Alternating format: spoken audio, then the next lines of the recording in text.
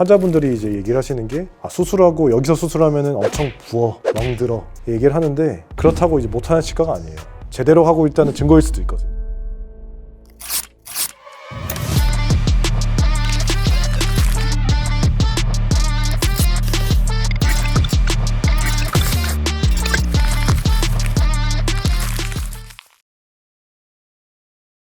네, 안녕하세요. 치과의사 장재원입니다. 네, 안녕하세요. 치과의사 김기영입니다. 요즘 저수가 치과, 소위 덤핑 치과라고 말하는 데서 뼈이식으로 비용을 맞추는 경우가 많다 보니까 환자분들이 저희가 뼈이식 얘기만 하면 되게 부정적으로 많이 생각하시는 것 같아요.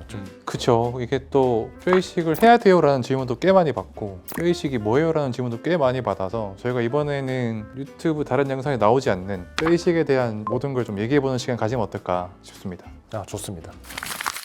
저희가 보통 뼈이식 얘기를 많이 하는데 어떤 경우로 제가 뼈이식 한다라고 표현을 하죠? 말뚝을 심는다고 생각을 했을 때 만약에 흙이 되게 좋으면 저희가 아무 처치 없이 그냥 튼튼하게 기둥을 심는 거고, 만약에 그런 토지들이 좋지 않으면 이제 건강한 말뚝을 저희가 심기 위해서 주변에 이제 좀 보강 작업이 필요하잖아요.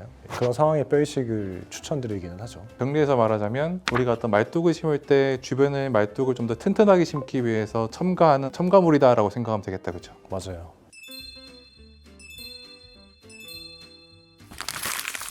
보통 저희 동전골, 이전골 많이 쓰잖아요. 그거에 대해서 저희 한번 설명 한번 해드리면 좋을 것 같아요.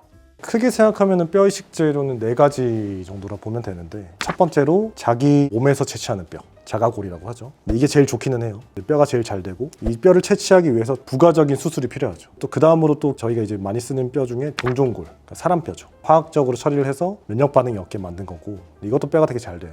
세 번째, 그리고 이종골은 동물뼈, 그리고 합성골은 인공적으로 합성한 뼈. 각 4개의 뼈마다 뼈를 형성하는 거, 그 다음에 공간을 유지하는 거, 이런 것들의 능력이 좀 다 다르기 때문에 어떤 케이스냐에 따라서 어떤 뼈를 이제 적절하게 섞어서 사용을 하죠, 저희가 보통은. 뼈 이식의 목적이 저는 크게 2가지 정도 생각을 하는데, 정말 여기는 건강한 임플란트를 위해서 뼈를 만들어야 되는 경우가 있고요, 아니면은 흡수가 안 되게 볼륨을 유지를 하는 경우가 있는데, 그래서 거기만 조금 다르긴 합니다만은 보통은 저희가 이제 뼈 이식제를 넣고 뼈가 형성되는 거를 이제 다른 부분들이 방해하는 걸 막아주기 위해서 콜라겐 멤브레인이나 이런 차폐막을 사용을 하죠. 그리고 이제 그런 것들이 이제 자기 뼈와 그다음 인공뼈가 융합될 때까지 안정적으로 기다려주는 게 좋습니다. 교수님 진도가 갑자기 빨라졌습니다. 쉽게 설명드리자면 결론적으로 우리가 뼈이식을 하는 거는 임플란트를 튼튼하게 하기 위해서다. 튼튼하게 하기 위해서인데 그 목적 자체가 임플란트 주변에 뼈를 만들기 위해서냐, 아니면 임플란트 주변의 잇몸의 볼륨감을 위해서 뼈이식을 하냐, 이렇게 차이가 있겠다라고 저희가 정리하면 되겠다, 그죠? 맞아요. 환자분들이 이제 얘기를 하시는 게 수술하고 여기서 수술하면은 엄청 부어, 멍들어 얘기를 하는데, 그렇다고 이제 못하는 치과가 아니에요. 제대로 하고 있다는 증거일 수도 있거든요. 그렇죠. 뼈이식을 하게 되면은 당연히 상처도 조금 더 넓게 열어야 되고, 당연히 이제 그냥 임플란트를 뼈 좋은데 그냥 심고 끝나는 것보다는 훨씬 더 붓기나 이런 게 좀 있을 수 있긴 하지만은 결국에는 지나서 보면은 훨씬 더 안정적으로 임플란트를 쓸 가능성이 높기는 하죠. 맞습니다. 뼈이식이 언제부터 이게 좀 뭔가 괜히 부정적으로 바뀌었는지 모르겠는데, 아프고 안 아프가 중요한 건 아니잖아요. 지금 당장 내 뼈가 없어지고 있는데 어떻게든 우리가 잇몸뼈를 살리는 게 목적이니까 담당 원장님과 상담해 보면 좀 더 정확하겠지만 기준이 좀 있어야 되고, 그게 보통 에비던스 베이스드 덴티스트라고 우리가 근거에 기반한 치료잖아요. 그런 근거가 좀 명확하게 있는 상태에서 치료가 들어가면 더 이상 환자분들도 오해할 일이 없지 않을까 싶습니다. 언제 뼈이식이 필요할까요?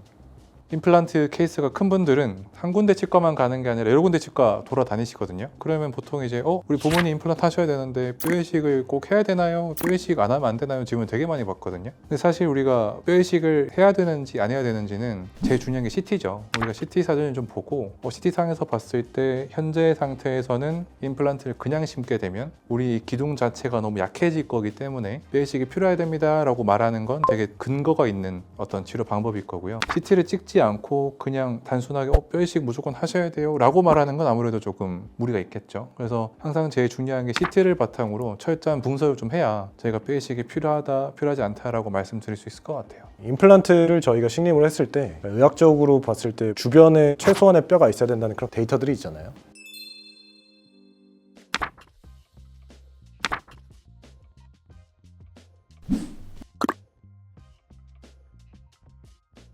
저 같은 경우에는 내가 생각했을 때 이상적인 임플란트 위치를 저희가 먼저 그려놓고 이 위치에 임플란트가 들어갔을 때 여기 잇몸뼈가 좀 부족하다고 하면은 저희가 이제 뼈 이식이 필요하다고 말씀을 드리는 편이죠.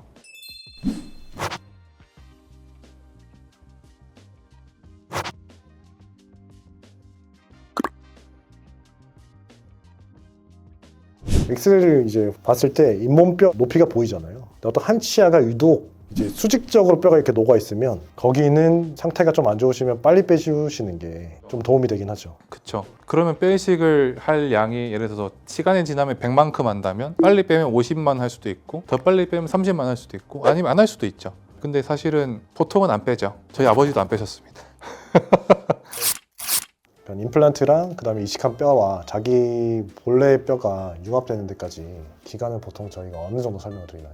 뼈 이식한 양에 따라 좀 다르겠죠. 우리가 뼈 이식제를 정말 조금만 뿌렸으면 되게 빠르게 뼈가 될 확률이 높고 뼈 이식을 이만큼 했으면 그 많은 뼈 이식제가 내 뼈처럼 단단해지려면 시간이 더 걸릴 텐데 평균적으로 저희가 보통 설명드리는 건 3개월로부터 설명을 드리죠. 더군다나 좀 뼈 이식을 많이 했으면 뭐 4에서 6개월까지도 좀 보는 경우도 있고 아니면 더 심각한 경우면 거의 1년 가까이 설명드리는 경우도 있죠. 제가 환자분 설명 많이 드리는 게 한두 달 빨리 하려다가 임플란트 10년, 20년 더 빨리 뽑는다고 말씀드리거든요. 그래서 기다려줘야 될 때는 확실하게 기다려야 되고 또 정말 튼튼한 경우 당연히 빨리 마무리될 수 있겠죠. 네, 오늘 간단하게 뼈 이식에 대해서 얘기를 나눠봤는데요. 할 얘기가 너무 많은데 또 다음을 기약을 하면서 이게 사실 얘기하자면 정말 끝도 없이 얘기할 수 있고 민낯까지 드러낼 만한 얘기들도 많은데 그럴 순 없으니까 저희가 또 다음번에 정제된 얘기로 찾아뵙도록 하겠습니다.